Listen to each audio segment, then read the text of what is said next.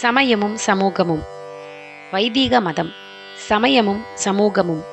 சமய விதிகளில் சில லௌகீகத்தில் அசௌகரியம் உண்டாக்குகின்றன.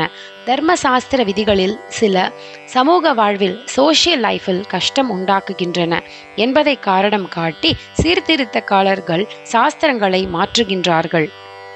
நமது தர்ம சாஸ்திரங்களின் அடிப்படையையும் லட்சியத்தையுமே இந்த சீர்திருத்தக்காரர்கள் அறிந்திருக்கவில்லை. இவர்கள் சமூக வாழ்வு சோஷியல் லைஃப் என்கிற போது ஆத்மார்த்தமானதை குறிப்பிடவில்லை. புது புது அரசியல் முறைகள், சயின்ஸ்கள், வியாபார மாறுதல்கள், பொருளாதாரம், ஃபேஷன்கள் இவற்றையே சமூக வாழ்வு என்கிறார்கள். இவையாவும் பலவிதமான மாறுபாடுகளுக்கு ஆளாகி கொண்டிருப்பவை. வெறுமே லௌகீகத்தை மட்டும் சமூகம் குறிக்கோளாக கொண்டிருந்தால் சமூக வாழ்வுக்காக உள்ள விதிகளும் அதற்கேற்ப மாறலாம்.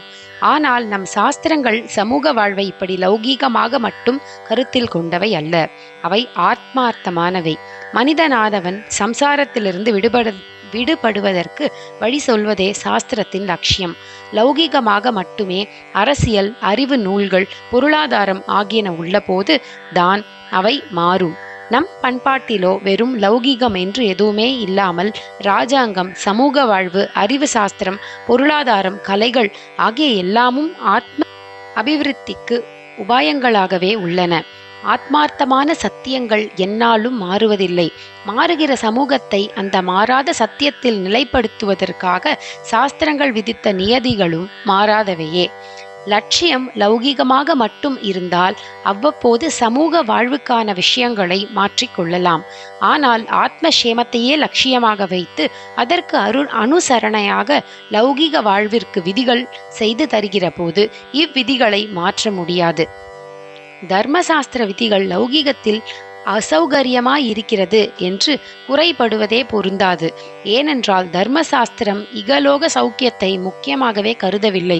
இகலோகத்தில் பலவித அசௌகரியங்களை அனுபவித்தாவது பரலோக சுகம் பெறுவதற்கே அது உபாயம் சொல்கிறது.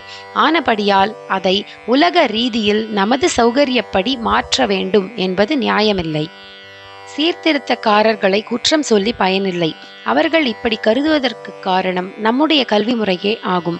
மற்ற தேசங்களில் அவரவருடைய மதத்துக்கும் படிப்பு முறைக்கும் இடையே முரண் இல்லை. துரதிர்ஷ்டவசமாக நம் தேசத்திலோ வெள்ளைக்காரர்கள் காலத்தில் ஏற்பட்ட பள்ளிக்கூடங்கள் நம் மத தொடர்பே இல்லாமல் உருவாயின. ஜீவனத்துக்காக எல்லோரும் இந்த படிப்பிலேயே போய் விழும்படி ஆயிற்று. குழந்தை பருவத்திலேயே இவ்வாறு சொந்த சாஸ்திரங்களில் தொடர்பில்லாமல் அந்நிய முறையில் ஊறியதால் நம் புராதன சாஸ்திரங்களில் பற்றோ நம்பிக்கையோ ஏற்படவே வழியில்லாமல் ஆகிவிட்டது. சாஸ்திரங்களின் உத்தேசம் இன்னது என்றே தெரியாததால் அவற்றின் விதிகளையும் மனம் போடப்படி மாற்றலாம் என்று எண்ண ஆரம்பித்து விட்டார்கள். புராணங்கள் புழுகு மூட்டை, சாஸ்திரங்கள் குருட்டு நம்பிக்கையை வளர்ப்பவை என்பதைத்தான் ஆரம்பத்திலிருந்தே நம் குழந்தைகள் கேட்டு வருகிறார்கள். இவர்களுக்கு எப்படி நம் மத அனுஷ்டானங்களிலும் ஆச்சாரங்களிலும் பிடிப்பு ஏற்பட முடியும்?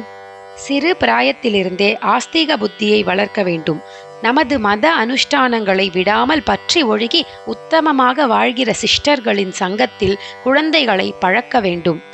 இந்திரிய அதீதமான அனுபவம் பெற்ற ரிஷிகள் பிரத்யக்ஷ அனுபவத்தின் மீது தந்த கிரந்தங்களே ஆத்மசேமத்துக்கு வழிகாட்டுபவை என்ற நம்பிக்கையை உண்டாக்க வேண்டும். இகலோக சௌக்கியம், சமூக வாழ்வு இவற்றையும் ஆத்மசேமத்துக்கு உகந்த முறையில் ஒழுங்குபடுத்தி தரவே ரிஷிகள் சாஸ்திரங்களை தந்தார்கள் என்ற விசுவாசத்தை ஏற்படுத்த வேண்டும். அப்போதுதான் லௌகீக சௌக்கியத்துக்கும் மேலாக சமய விதிகளை கருதி அனுசரிக்கிற அறிவு நாட்டில் வளரும்.